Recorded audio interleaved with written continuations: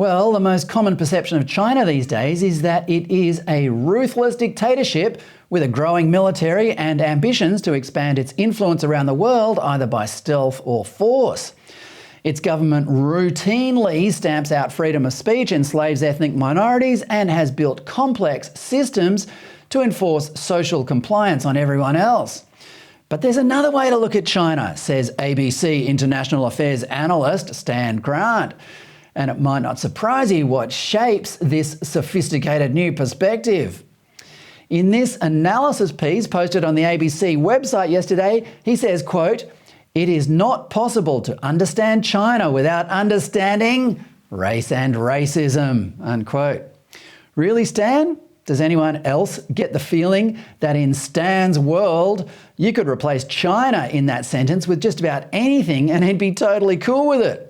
It's not possible to understand the price of bread at Woolworths without understanding racism. It's not possible to understand Barry Humphries' jokes, or the deforestation of the Amazon jungle, or the colour of the opals found at Coober Pedy without understanding race and racism.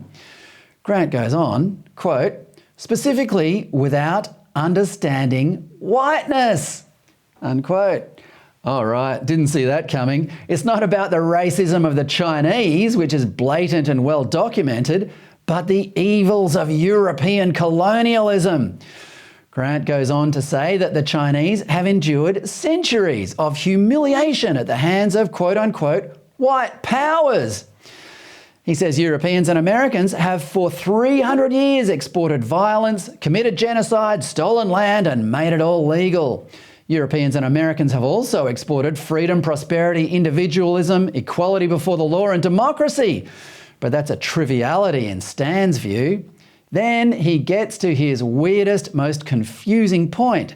He paraphrases a book published in 2011 by a Princeton academic that found Chinese were, quote, actually described as white, unquote, by the early Europeans who interacted with them. But then in the 18th century, as whiteness became supposedly entwined with colonialism, the Chinese began to, quote, darken, unquote, in the eyes of Europeans. They darkened? You'd think Stan Grant would be the last person who should talk about people darkening. Here he is as a young reporter for Channel 7 almost 30 years ago. And here he is 3 years ago as photographed by The Guardian as a crusading defender of Aboriginal culture.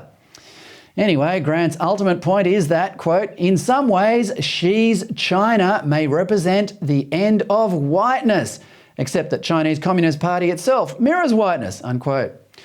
Sure it does, Stan. If China did mirror whiteness, there would be the Chinese equivalent of Stan Grant on state-funded television whining about how oppressive and racist the government is. As Stan knows only too well, only white liberal countries allow that.